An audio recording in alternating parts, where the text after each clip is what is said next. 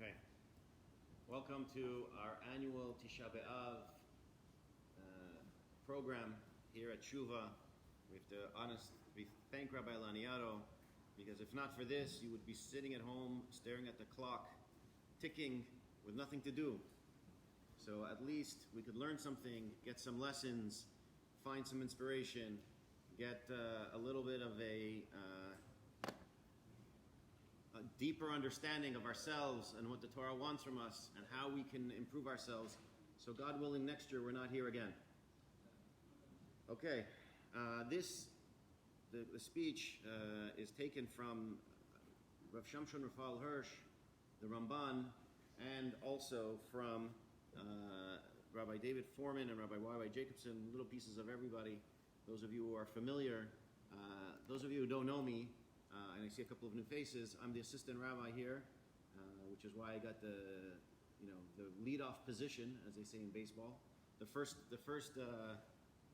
The opening speech, and I'm the assistant rabbi. We have a 9 o'clock minyan, which we have every Shabbat morning, and a speech before mincha every week.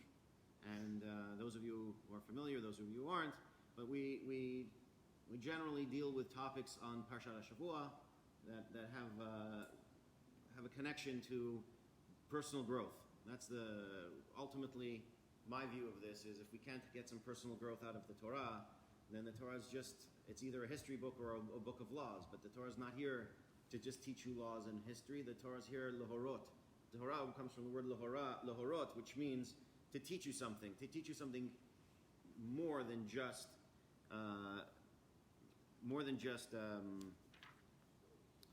stories and rules and how to do your life.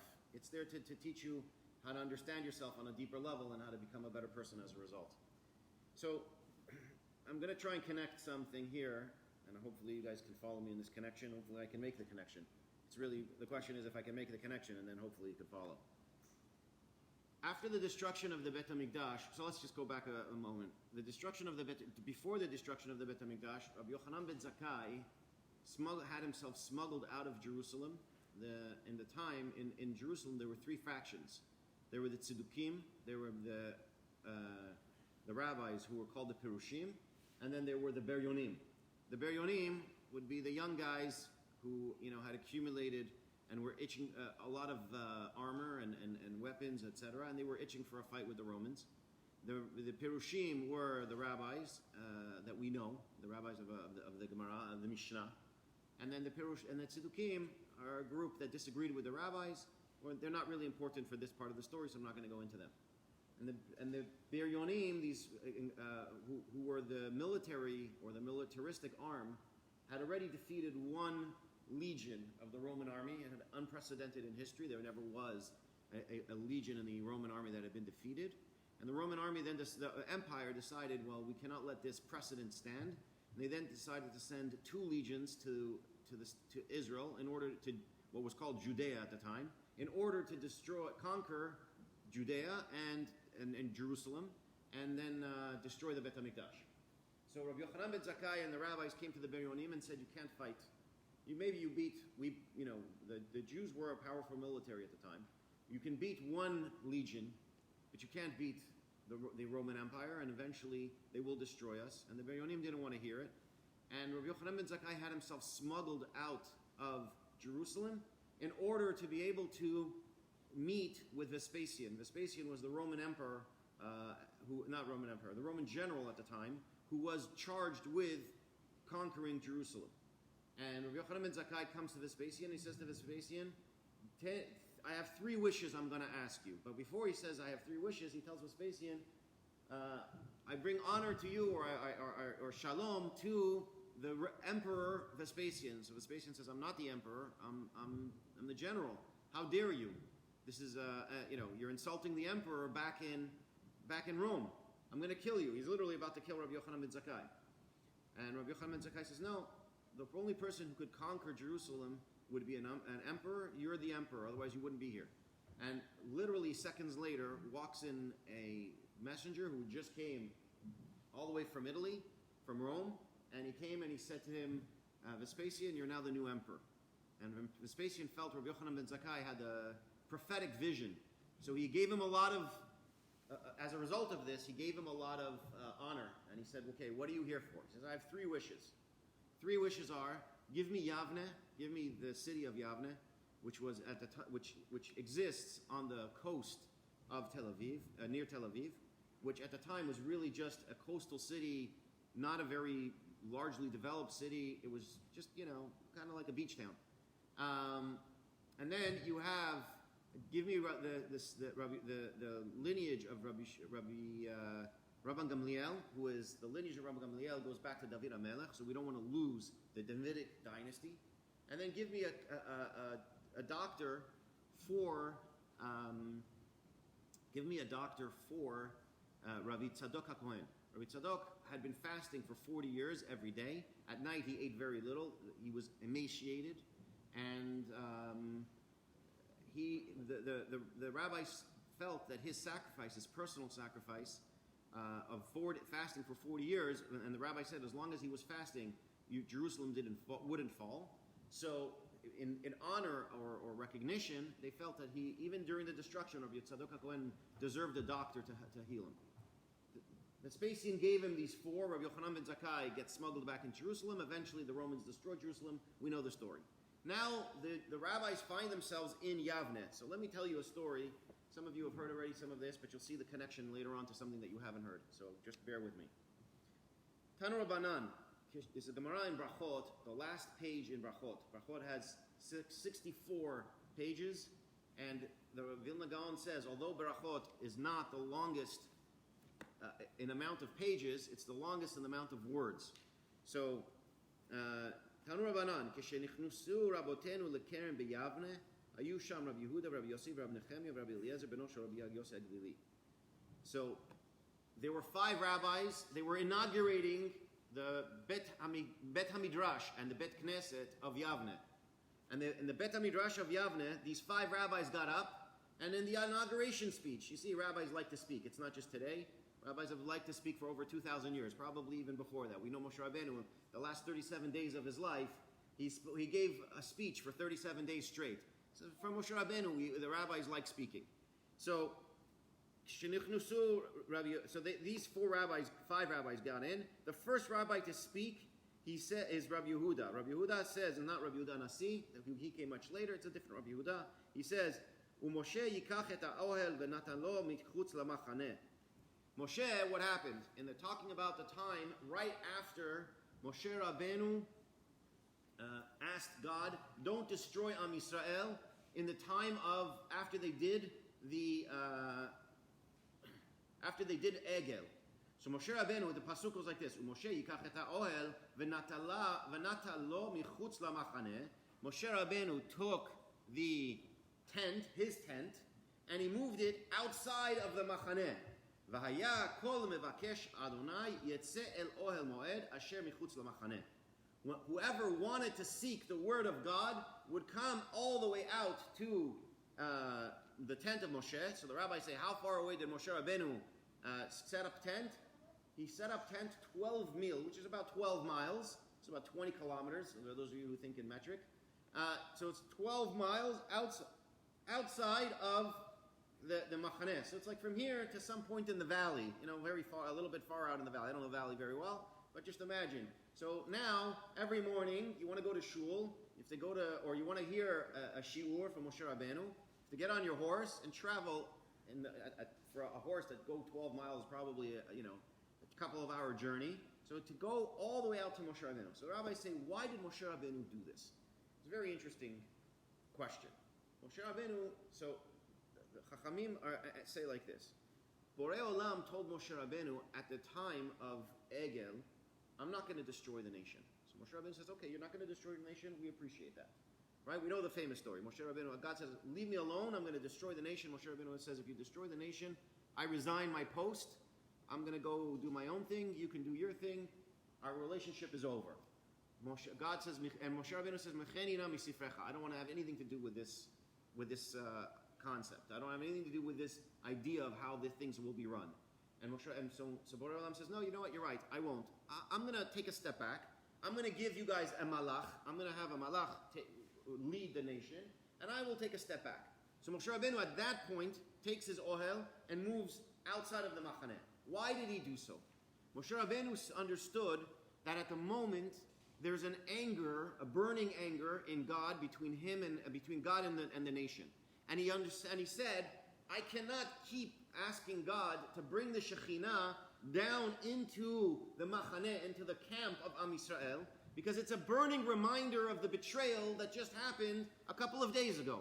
So when someone's angry, when someone's upset, and when someone's hurt, you don't tell them, let's meet, and I'm going to remind you of why you're so angry at me. So Moshe Rabbeinu says, no problem, but I need to keep a relationship between Am Yisrael and Borei Olam. I'm going to take my tent, I'm going to go 12 miles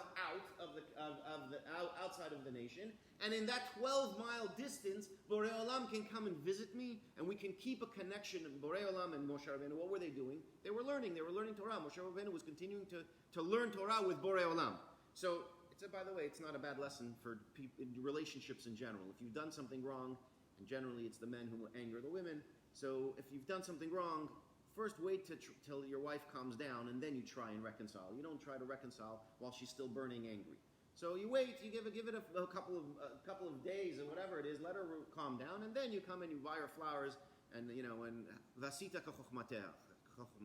You can do according to your wisdom, understand what you should be doing. So Moshe Rabbeinu was saying, he's doing the same thing. He's moving outside of the tent, his tent outside of the camp, and saying, Borei Olam, I will keep a connection, and I will keep a connection between you and Am Yisrael, and because I keep a connection between you and Am Yisrael, and then we haven't severed the relationship with Borei Olam. Because we haven't severed the relationship with Borei Olam, later on we have a chance to rebuild that connection. Great. So Chachamim are now in Yavne, and I'm not going to continue this thing. Chachamim are now in Yavne, and in Yavne, a few years later, the following story happens. Tanu Rabbanan. Is it Tanu Rabbanan? Sorry. Tanu Rabbanan.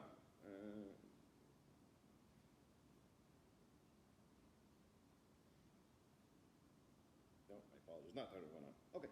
There's a concept, there's a Gemara that says like this. Tanuro shel achnai. Again, some of you have heard already some of this, but you're going to see a whole new way to connect this. There was something called the tanur, the oven of a guy named Achnai. Achnai was an engineer, and he invented an oven. What's the oven? An oven in the old days used to look something like this. It was a round piece. You had a door. You had fire in there, and then they would. How would they bake bread? They would take the bread, the dough. They would roll it out like a laffa, and then they would slap it on the side of the oven. And they would bake the item on the side of the oven. When it was baked, they would turn it around, stick it on again, and then they would pull it out, and then they were ready to eat this. So this is what an oven would look like. So Tanuro shel achnai was an oven, an invention that went like this. And before I explain to you the invention, I'll explain to you the purpose of the invention. The purpose of the invention is like this. Halacha is that when you touch, something gets touched, that's a keli. So for example, I have a fork, I have a knife, that's metal, and it touches a dead body, it's tameh. How do I make it tahor? I take it and I put it in the mikveh. And now it's tahor. Okay? So, this works for metal, it works for wood. What do I do if it's ceramic? So the Gemara says ceramic, the only way to be mitaher ceramic, the halacha is, you have to smash it, put it back together, and if you put it back together, right now we all know if I took my mom's favorite vase, smashed it on the floor, and put it back together with crazy glue, even if I did a great job and I got all the little pieces and I said, Mom, see, look, I smashed it, but I put it back together.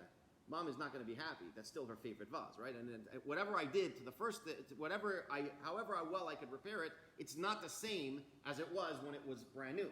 So, Tanuro shel achnai, even the halacha in Kli Cheres is, even if I smash it, I put it back together, it's never going to be the same. If you have a coffee cup that your child smashed on the floor and then you put it back together with glue, and now you're drinking out of it and it's dripping the coffee from the bottom, it's not the same as when you had a brand new, that same brand new mug, right?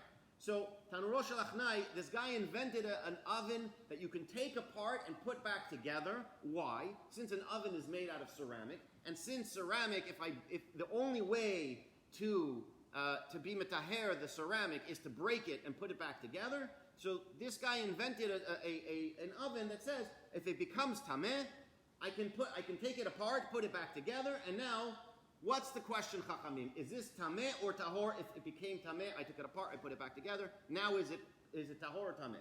So Rabbi Eliezer Agadol, right, Rabbi Akiva's rabbi, he answered said it's tahor. The rabbis asked him, Amar Rabbi Yehuda Amar Shmuel shekifu dvarim bakachna'a. Now, what is tanur shachnai? I didn't explain to you. Rashi says it was made out of, take this and chop it into pieces. So I have rings. Each one is a ring. So I have these rings of ceramic, which I can take apart and put it back together. And the cement, in a way, it's not cement, because if it's cement, it's permanent. But the thing that's in between, the insulator in between, is sand. So I take a level one ring, I put some sand on top of it, I put the next ring, and I put some sand on top of it, until I rebuild my oven. So this inventor comes to Rabbi Eliezer Agadol, he says to him, what's the story? He says tahor. The rabbis say, no, tameh. This, even if you took it apart, put it back together, it's tameh.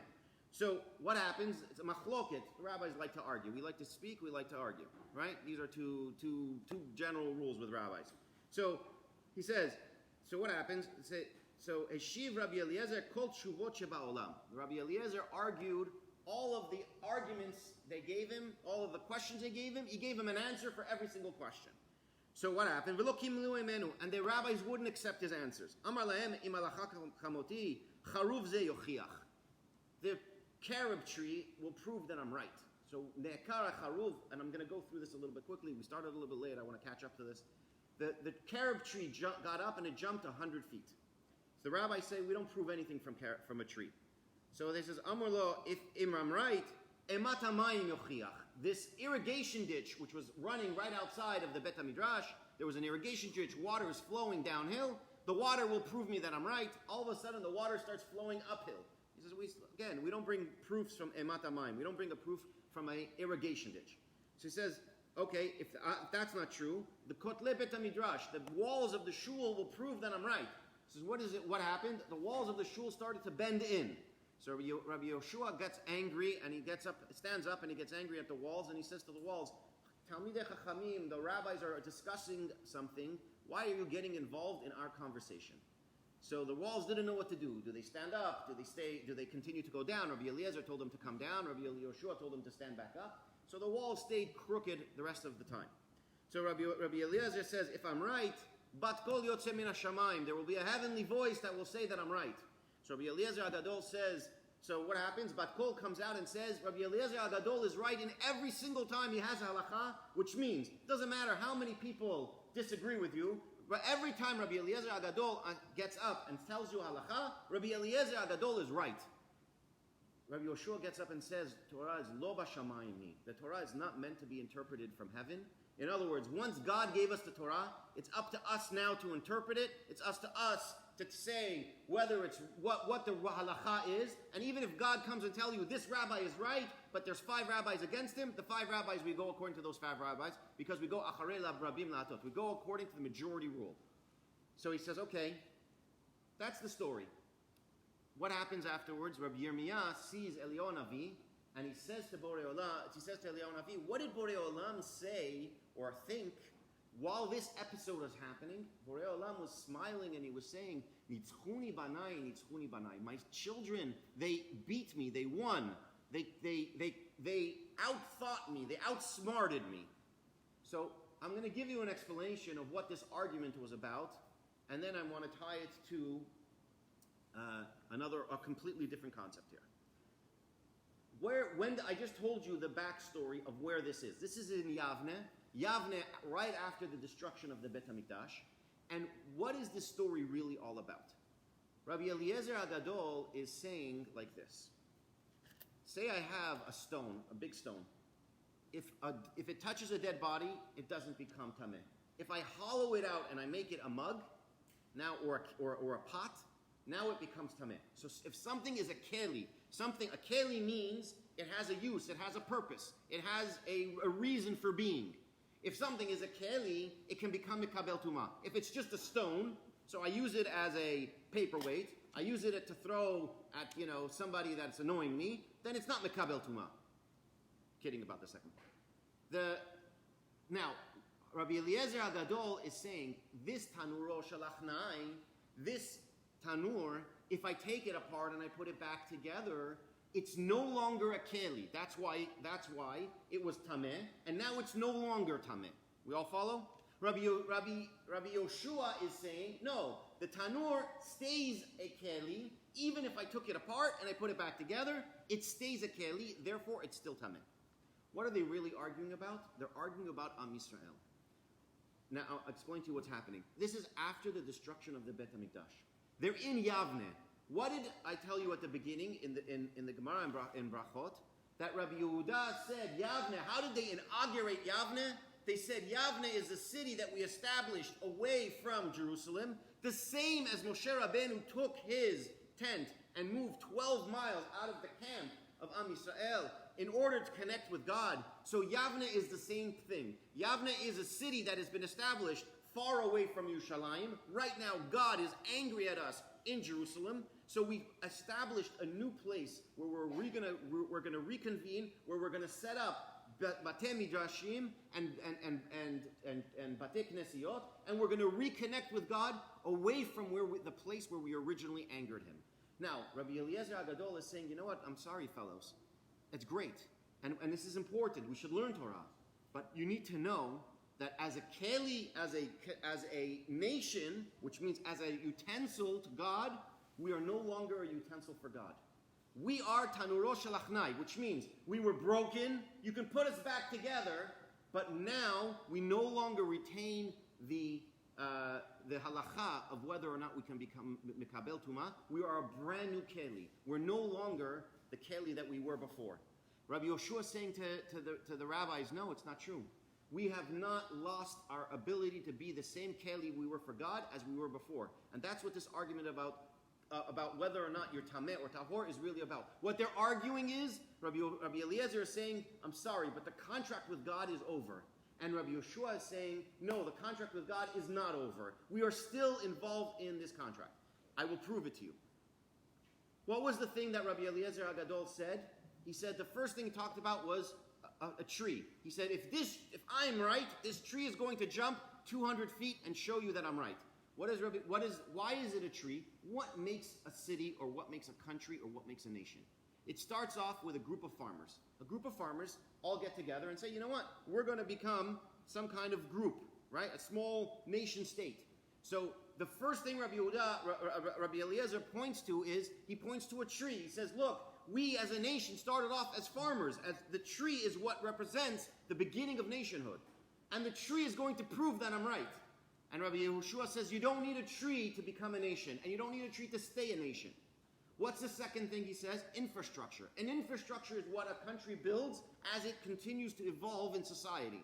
So Rabbi Eliezer points to the infrastructure and shows, look, the infrastructure, the emat hamayim, the irrigation ditch that's right next to this thing, it will prove to you that Am Yisrael is no longer a nation. The water is going to flow backwards. It's going to change its purpose. The purpose is to bring water from here to here. Now it's going to bring it somewhere else. Rabbi Yoshua says it doesn't matter. Infrastructure is not what makes us a nation. So he says, what's the third thing? The third thing is kotlei Bet HaMikdash, the walls of the shul. The walls of the shul represent the things that we build. When we're a nation, we build cities, we build buildings, we build not just infrastructure, but we build places where we can inhabit, where we can live, where we can work, where we can pray. So Rabbi Yoshua told the Bet HaMidrash, again, we don't need infrastructure. We don't need buildings to make ourselves a nation. That's not what we need to become to become Am Yisrael. So what happens? What did I tell you? The Bat Kol comes out. The Bat Kol comes out and says, Rabbi Eliezer is right. Rabbi Yoshua says, no, Torah is not min hashamayim. Torah is here in this world. What's the halacha? If a man decides he wants to give a get to his wife, and the wife decides she's not going to accept it, so as long as the wife will refuse to accept the get, the couple is not divorced. So what Rabbi Yoshua is saying is, Am Yisrael, we are the bride. Borei Olam is the groom. And at Har Sinai, Borei Olam said, Afriat mekudeshet li, you as a nation are mekudash to me. You are holy to me. Borei Olam, you might be angry at us, but we refuse to accept the divorce. And we are going to stay wedded to you even if you're angry. So you're going to take some time apart, like Moshe Rabbeinu did back after Egel. We will also take some time apart. But we as a nation refuse to accept the get. And the halacha, that halacha has been decided in a Mishnah, in a Gemara, in this world. And in this world, we're the ones who get to decide the rules, not Borei Olam. And what does Borei Olam say? Nitzchuni banai, nitzchuni banai. You know what, my sons, they were right. They were right that they can decide to refuse to accept the get, or they can decide whether or not to accept the get, or whether to accept the get. And therefore, because they're refusing, my sons are right. I agree. It's great. So I ask you a question. Why was it so important for the rabbis to make this argument over the land? The land was the way Rabbi Eliezer wanted to prove that we're no longer a nation. So to answer this question, I'm going to go back to where is the original source for Tishah Beav. Tishah Beav, the rabbis tell us, the first time that we as a nation cried in Tishah Beav, and the other doorman, the first time we cried as a nation on Tishah Beav was in year number 2, when the spies left to go and check out the land, and the spies come back from Eretz Yisrael, vayotzi dibatam ra'ah, and they came and they tell a negative report, and that at that point in time, the people cry and they cry and they mourn and they say, you know what? Let's go back to Egypt. Going to Israel is no longer an option. And they sit and they cry that night. And Chachamim say, God said, this night you cried. It's not a coincidence that on this night, which is the 9th of Av, is going to be the destruction of the first and the second Bet HaMikdash, the exile from Spain, World War I, which later on is the precursor to World War II. A lot of crying, a lot of pain and suffering happens connected to the night of Tisha B'Av. So to unpack why Rabbi Eliezer believed that the land was the key, was important to us to understand why, we have to understand what Rabbi Eliezer's argument is based on. So to understand that, we have to look at the episode of the Meraglim. So the question we have to ask ourselves when it comes to the Meraglim, the first question anybody should ask themselves is, God says to, this is what it says, Shlach lecha anashim veyaturu et eretz Canaan. Take and send men, and they will check out, they will tour. The word vayaturu and tour are the same word. They will tour the land. What do you do when you tour the land? You go and you look at the nice stuff. Nobody comes to LA as a tourist and says, let me go look at Skid Row. Everybody comes to LA, they say, I'm going to go to the Hollywood sign, I'm going to go to the Chinese theater, I'm going to go to Malibu, the beach, I'm going to go whatever it is. But you don't go and say, I'm here to tour out the land, and I'm going to Skid Row, right? So vayaturu, go look at the nice parts of the land. But the question the Ramban asks, a very intrinsic question, simple question, and sometimes the simplest questions are the best questions. Why does God need to send people to check out the land? God created this world. He knows everything that's happening at every single second of the thing. It's like you come to a CEO of a big company, and he's got a warehouse somewhere, and he sends his guy, and he says, go check out what's happening in that warehouse. Now, if the CEO doesn't know what's happening because, nobody in the warehouse he has no way of seeing what's happening in the warehouse, okay, I understand that. But if the CEO has cameras in the warehouse, and he has spreadsheets every day, and he has reports, and he has a database, and he knows exactly what's happening because his eyes are on the warehouse, so then why does he have to send somebody to check out the warehouse? He knows exactly what's going on there, right? Borei Olam created this world. He knows exactly what's happening in this world. He knows exactly what's happening in Eretz Yisrael. So why does he tell Moshe, send out the spies? The second question is, and the Ramban gives an answer which we're going to try and give a better answer than that. God wanted to minimize the amount of miracles that he would have to do for Am Yisrael when he was going to send them into the land of Israel. So he wanted to look more derech hateva, the way of nature. So he says, send spies. That's how you usually, when a country wants to conquer another country, they send spies first to figure out what's going on. But the truth is, there's a deeper way to understand this, and this is the way, this deeper explanation comes from Rav Shamshon Raphael Hirsch, who was in the 1800s, fantastic pirush, because he uses the words to show you, not to take away from anyone else's pirush, but amazing pirush, because he uses the words to show you how his explanation is derived from the text itself. So he says like this. What did the spies do wrong? Moshe Rabbeinu says like this. Uritem et haaretz mahi. Go and see the land. What is it? Ve'et ha'am hayoshev aleha. And the people who are sitting or occupying the land. Hechazaku herafeh. Are they strong or are they weak? Hama'at Hu imrav. Are they many or are they few? Uma aretz asher hu yoshev ba. Hatovahi imra'a. Is it good or is it bad? So the spies come back and they say both good things and bad things. So the spies get punished. And the question is, why? Moshe Rabbeinu was sent, told the spies, go and check out, are the people strong or weak? Is the land good or is it bad? So if that's what Moshe Rabbeinu said, is it good or bad? And they come back and say, there are good things, there are bad things. And then the spies get punished for saying both good and bad. Why? Why? That's what you told them to do. I gave you a mission. I gave you a purpose. I gave you very clear criteria in the mission. You came back and you did what you were told and you were punished. That's what it seems like, and that seems to be a very puzzling question. So, to understand this, we need to understand, and those of you who come to my shiur more often, we need to understand the first time we come across the concept of one person spying upon another person, because that story will shed light on this story. So where do we see that? So the time that we see this is Yosef HaTzadik and the brothers. Yosef HaTzadik spied on the brothers. You say, what do you mean? Where do you see that Yosef HaTzadik spied on the brothers? So here's some interesting, and this comes from, this is all Rav Shamshon Rafal Hirsch. What does it say when the spies came back? Vayotziu dibat haaretz asher taru ota. Dibat is a report, but it's a report with a negative connotation.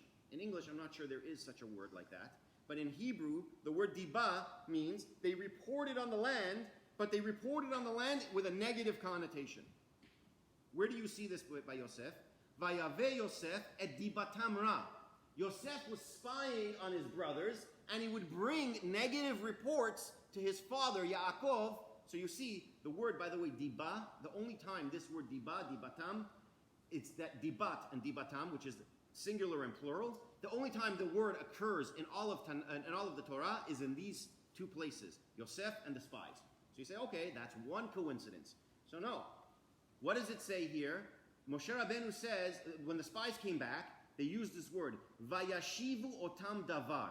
They brought back their words, right? Vayashivu otam davar. They returned with their words.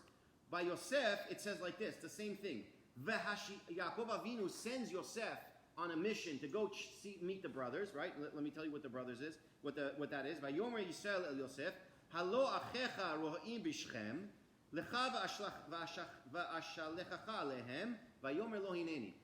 Yaakov says, I'm going to send you to check out your brothers, and he says, I'm willing. Vayomer lo lech re'ena et shalom achecha ve'et shalom atzon, v'hashiveni davar. V'hashiveni davar. And here, what do the spies say? Vayashivu otam davar. So it's very similar phraseology.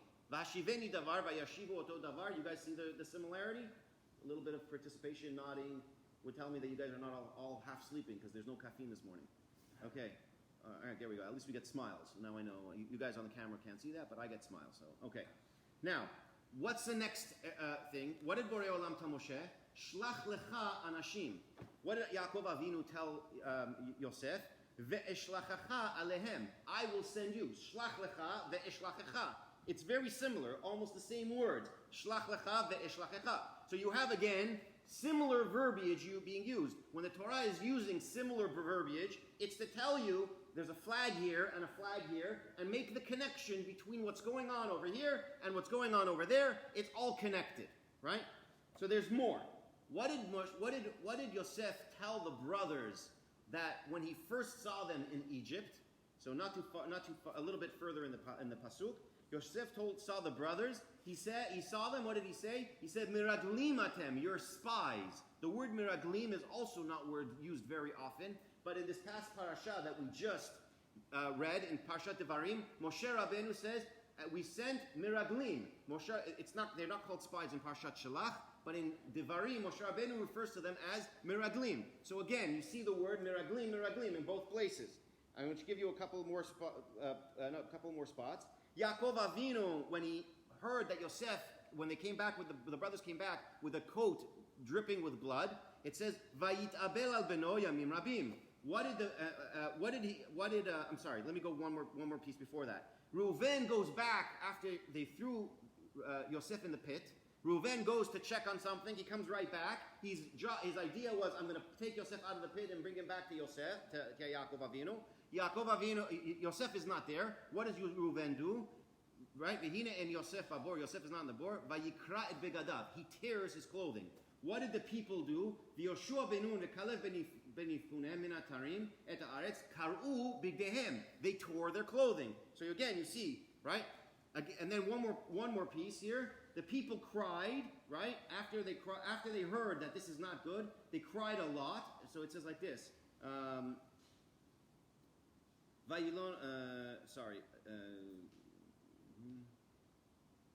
Vatisa kol ha'eda vayitnu et kolam vayikhu ha'am balayla hu. They cried that whole night.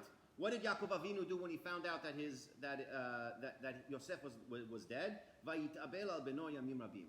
So you see, there's a connection between the two. So something in the story about Yosef is to teach us about what the Meraglim were supposed to do, which I'm going to explain to you. Now that we understand what the Meraglim were supposed to do, I'm going to explain to you why Rabbi Eliezer Agadol, Rabbi Yoshua were arguing it's so important that the land be connected to Am Yisrael. So let's understand this story with the beginning of the story of Yosef. Yosef is coming and he's bringing bad reports, dibatam ra, spying on the brothers, and he's bringing these bad reports back to Yaakov. Yaakov Avinu at one point gets angry at Yosef. He says, what are you doing? Why are you telling me all these things? I don't need to know this, right? Now, I understand that. If you're a father and we have one kid who's a tattletale, what do we teach our kids? Nobody likes a tattletale. Nobody likes somebody who's constantly running back and forth telling on everyone else, right? That's normal. But if that's the case, then why does Yaakov Avinu say to Yosef, Eshlachacha, I'm going to send you to go and see your brothers who are in another place? What's the point? I'm trying to minimize the spying. I'm trying to minimize the going out and reporting on them. And now I'm going to send you on a mission to do just that, right? Yaakov Avinu is a smart man. We understand that that's not very productive if that's what you're trying to do, is you're trying to create peace. So the key here is, listen to what he says. Vayomer lo lechna re'e et shalom achecha. Go and see the peace of your brothers. Now, why is that so important, the word shalom? The word shalom comes from the word shalem, whole. What is a spy, and what is considered good spying, and what is considered bad spying? A spy goes to a country, so say I were to send you on a mission to go and spy out the land of Saudi Arabia. To us, it's an enigma. Most of us, I doubt anybody here has actually been in the land, right? So we know Saudi Arabia is located in this one location. I can look at the map, I can even look at Google Earth, I can get a sense of the whole country. But when I go to spy, I go to look for weakness. I go to look for bad things that I can exploit. I go to look for places that are not what they seem to be on the map. A good example of this is the Cuban Missile Crisis. The U-2 airplane was flying above Cuba in 1962, and they took pictures, and in some remote field, they saw something that looked like a Magen David, a Star of David.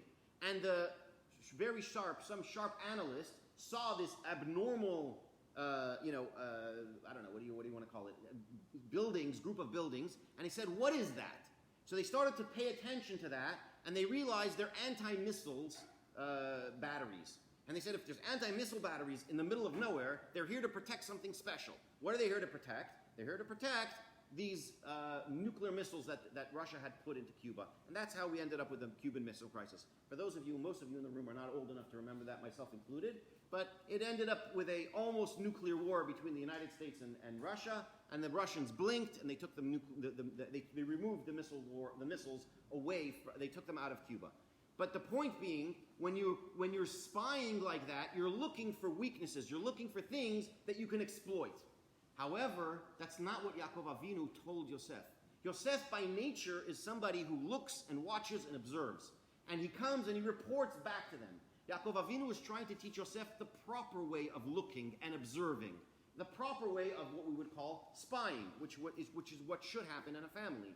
He says, Lech nara'eh et shalom achecha. Go and look at shalom, at the whole of your brothers, but also look at the peace. What does that mean? There's two ways to look at something. I can look for the negative. I can look for the positive. Yaakov Avinu was telling Yosef, go and see your brothers in Hebron and look at them in the peaceful manner. Look at them in the whole, in the good. See the good that's there and appreciate that good. Here are one brother who's arguing with the other 10. And Yaakov Avinu is sending him on a mission saying, you know what, Yosef, go over there and go and see your brothers in a good light. Go and see them in a positive way. Now what happens? Yosef is going there. Vayir'u oto merachok. The brothers saw Yosef from afar. And what did they say? Here comes, Hine bala chalom, right? Here comes the alazeba, va'ata lechu v'nehargeu. The brothers, actually, it's not just Yosef that were spying on the brothers or seeing the brothers in a negative light. The brothers were seeing Yosef in the same thing that they thought of Yosef. What they thought of Yosef was actually an issue with themselves also. The brothers saw Yosef from a distance and they said, here's this guy who's come to see the negative in us. They didn't realize that at this point Yosef had learned his lesson, that Yaakov Avinu had taught Yosef how to see the good in them. But they didn't know that yet. So the brothers see Yosef from far away. From far away, it's easy to make a bad judgment. It's very easy. I can see my neighbor. I don't know. I'm in the back of my house. I see my neighbor from across the thing. He walks into the kitchen. He's got a big knife, and all of a sudden he picks up the knife, and there's blood dripping. And I go, oh my God, call 911. And I don't know that right now the guy just butchered not a person, but he butchered a nice piece of steak. And the knife is bloody. But if from far away, without really seeing the details, I can make all kinds of assumptions. And that's what the brothers just did. From far away, they saw Yosef coming, and they made a very bad judgment call. They said Yosef is coming to do more harm, just like he had been doing until now. So what happens? Yosef ends up being sold to Egypt, and we know that story, right? What did Borei Olam tell? Now let's go back to the spies. What is happening in the story of the spies? And here is where here is a pasuk that I skipped on purpose. Uma haaretz hashmenahi imraza. Is the land fat or is it skinny? What does that mean? There's no fat land. There's fat people. There's no fat land, right? What does it mean, fat land? Is the land a healthy land? Is the good a good earth? Is it what we would call fertile earth? Does it grow good crops, right? Hayesh ba'etz im ayin. Is there a lot of trees, right? Vehit chazaktem, and you should strengthen yourself. And I would ask you, the one word that seems so out of place here is the word vehit chazaktem. What do you mean, and strengthen yourself? I should tell you maybe before you leave vehit chazaktem. I could tell you when you get back, and I can see that the spies' faces are not in. That you could see the countenance of their faces, that they're not in a good mood. I could say vehit chazaktem. Strengthen yourself. Give a good report. But what do you mean in the land vehit chazaktem? You should strengthen yourself when you're in the land. So listen. Ulekachtem mipri haaretz, and you should take from the fruit of the land. What is Moshe Rabbeinu telling the spies? He's telling something very, very intrinsic. What happens? They get to Israel and they see giants and they see this massive fruit and they come back and they say, this is a crazy land. You go there and one grape cluster, instead of a grape cluster I could pick up with one hand, I need two people to carry this massive grape clusters. There are people, there are giants, they're 20 feet tall. How can you expect to conquer a land like that? Moshe Rabbeinu was telling them, no. You were looking with the wrong perspective. Vehit chazaktem. You should strengthen yourself, which means eat from the fruit of the land and feel how the land strengthens you when you eat from it. When you see that there are people that are giants, you realize this is a special land. This land has special power. What do we know about this land? The only land in the world that has a halakha of shemitah, that has a land that you can plant in this country for 6 years, and on the 7th year you have to allow the land fallow, is Israel. You don't do it in America, you don't do it anywhere else across the world. Why? Because the land of Israel is different. It's physical and spiritual. The land needs a sabbatical, that's where the word comes from, just like human beings need a sabbatical, right? Human beings, we work, Shabbat, we need to rest. That's Shabbat, sabbatical, right? The land also needs a sabbatical. The land also needs to rest, which means there's a spiritual component to this land that other lands do not have. So Moshe Rabbeinu was telling the spies something very important. When you go to this land and you see that the fruit are gigantic and the people are gigantic and the land is fat, You have to taste the fruit to get a little spiritual rejuvenation, to get something extra strength from it, in order to be able to understand that this land is different than every other land. So that when you come back and you give the report, I don't want to hear the negative. I want to hear, like Yaakov Avinu told Yosef, Ma shalom achichem, give me the peace, the land in peace. What does it mean, the land in peace? Show me the good of the land and tell me how great it is, because you see all the positives. You don't see the negatives. And that's what the spies were supposed to be doing, and that's where they failed. The spies came back, and they started telling you some great things about the land. They started talking about the land, and they started saying, yes, it's wonderful. This land, Eretz Zavat Chalav Udvash V'zeh Pirya. It's a land that's flowing with milk and honey, and these are its fruits. Wow, fantastic. Sign me up. I want to be in the first plane that lands. I want to be on that plane, right? I want to be the first guy at the forefront. But then the spies say, no. Efes ki aza ama yoshev ba'aretz. This land has incredible strength to it. The people have incredible strength. Ve'arim betzurot gadolot, and the cities are tremendously fortified. When we see giants that occupy the land, and they say, we can't do this. We can't do this. And what are they missing here? They're missing the positive outlook. They're missing, God destroyed the country of Egypt in less than 10 months.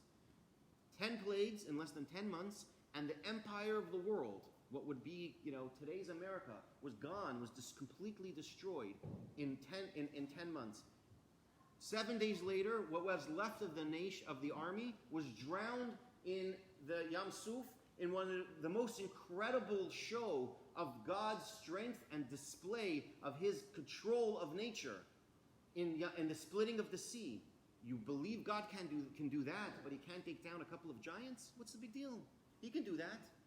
But your problem here is, God is saying to Am Yisrael, I wanted you, to the nation of the people, I wanted you, the spies, to come back with a positive report. And let's go back to the original question I asked you.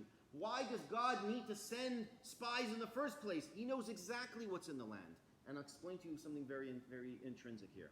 Not too much earlier in this, right before the episode of the spies, Am Yisrael had started receiving the man, and they rejected the man. They came to Moshe Rabbeinu after a few months of eating man, and they said, look, you know what, to be honest with you, the man is delicious. We miss the fish tacos, we miss the Israeli salad, we miss for dessert, we would always have some nice avatiach, in the shuk over there, 6 shekel, 5 shekel avatiach, 5 shekel avatiach, Friday afternoon. Anybody who's been in Israel, you hear the guy driving around.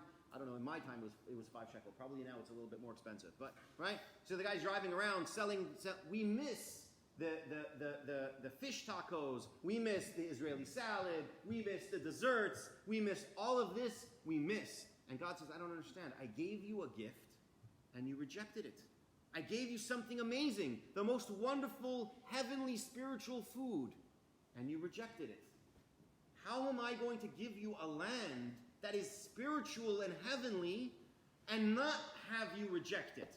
So I'm going to do is, I'm going to have you send spies. The spies are going to come back and tell you the land is wonderful, and emotionally and mentally it's going to prepare you that when you get to the land of Israel, you're interested, you're eager, your desire for the land is going to be aroused. I'm going to whet your appetite. It's not so hard to whet your appetite right now. We're all probably starting to feel a little bit hungry.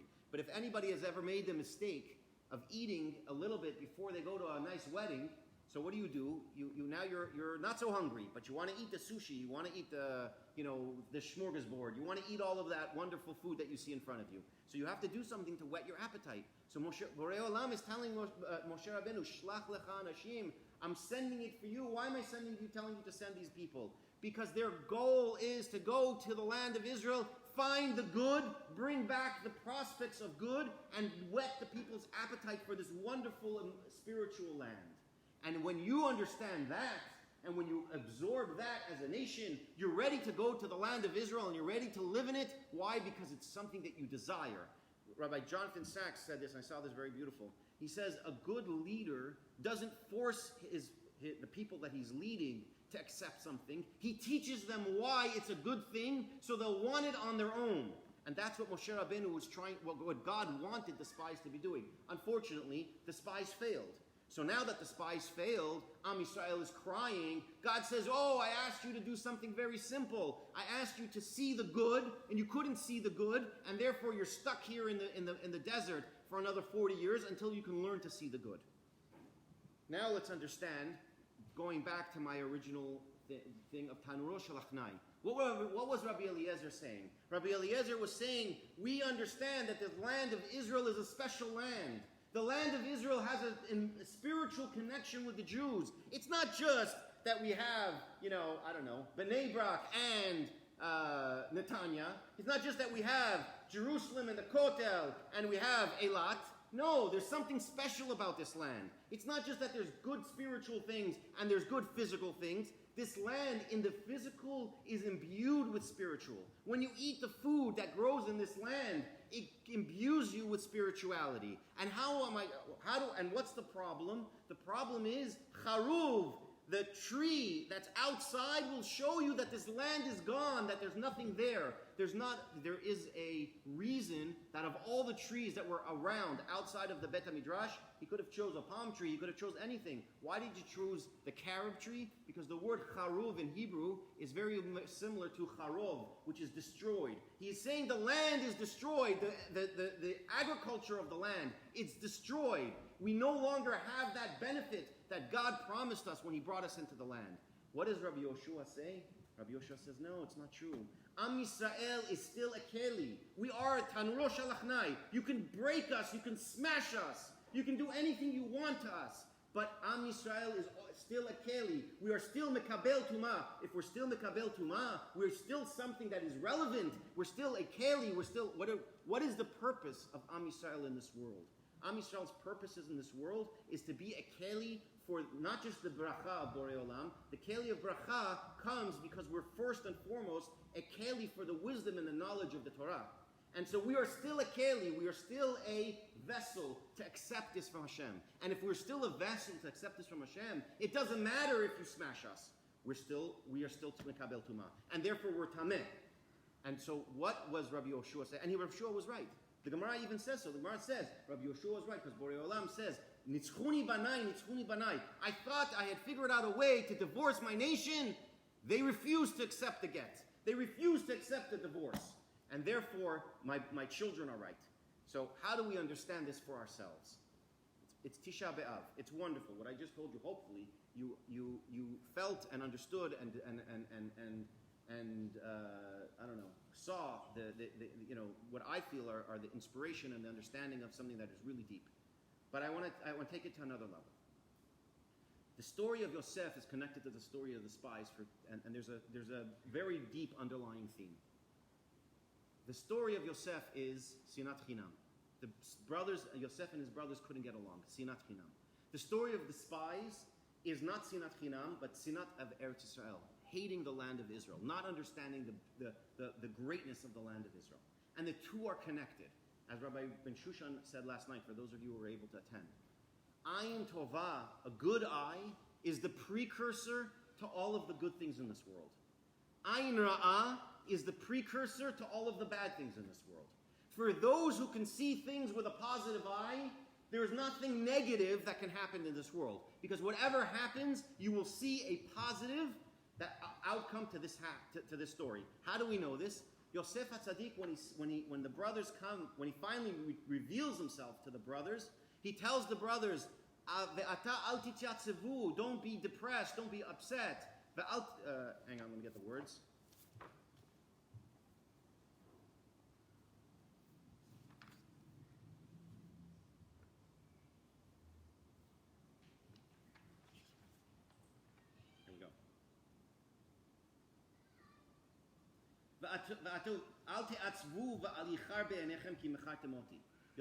Yosef tells the brothers, don't be upset, don't be sad, don't fight amongst yourselves that you sold me to Egypt. Hold on a second. Who's the victim here? Yosef. Who should be upset and depressed? Yosef. He should turn to the brothers and say, because of you I spent 12 years in jail. Because of you I missed out on 20 years living with my dad and my family. Because of you I've suffered. You have no idea the level of suffering I've gone through. What does Yosef say? No. You guys don't be upset. I'm fine. I'm fine with everything that happened. 22 years of being away from my father. 12 years in jail. The story of Potiphar's wife, being sold as a servant and being sold as a slave, being ripped from the family, from the arms of my father. I'm okay with that. Because I had ayin tovah. That's what my father taught me at the beginning of Parshat Vayeshev. Go and look, Shalom Achichem. Go and look at the positive of my brothers. I learned that lesson then. You guys didn't realize it, but I learned that lesson then. Not only I learned that lesson then, 20 years later, I still have that lesson. It's imbued in me. It's part of me. That's the success. That's the secret to changing Sinat Chinam. And the same thing Borei Olam was trying to tell Am Yisrael. And when he sent the spies, learn from Yosef. Ayin Tovah, see the land in a positive. See everything that happens in your life in a positive. We all go through challenges. We all go through ups and downs. We all go through things that we ask ourselves, Borei Olam, why? Why? Why is this happening to me? I'm a good guy. I'm a good person. I'm a good lady. I'm a good whatever. I'm a good mother. I'm a good father. I'm a good son. I'm a good child. I'm a good brother and a good sister. Why are these things happening to me? I'm a good person. I come to shul. I pray. I give tzedakah. I do all the good things. Why is this happening to me? And God is saying to you something very important. Don't ask why. Why is a little bit of an immature question. When you tell your child something, the first question, very often when a child is somewhere between the age of about 5 to 20, the first thing you say when you say something to your child, one of the first things out of the child's mouth is, why? Go clean your room? Why? What do you mean, why? It's a mess. I don't have to explain that to you. It's obvious. It's like the stupidest question you can ask. But go clean your room? Why? Turn off the TV? Why? Turn off the video games? Why? Eat your supper? Why? It's like, why is just like a reflex. It's like it's like a built-in first command. Whenever something comes to you, just ask why, right? That's the automatic there. But as a person becomes more mature, we don't ask anymore why. We say, what can I learn from this? What does God want me to learn? What does God want me to understand? What does God want from me to learn and find something important and find something that I can understand why this is happening? It's not why. I'll never necessarily know why, but the what is more important. What do I have to learn here? What am I doing here? What does God want from me? And God is doing all these things not because he's cruel. If we believe God is cruel, then there's no point in coming to shul every day and praying. He's a cruel God. What's the point? We don't believe God is cruel. We believe God is beneficial, that we believe God is here for us to have something positive in our lives. So if he's doing something, if something is happening, and we are the recipient of all of that, so it behooves us to ask, what does God want from me right now? Yosef eventually learned that lesson, and because of that, the family of Yosef and Yaakov were able to reconcile. God is saying to us, when are you going to learn the what? And then Mashiach comes.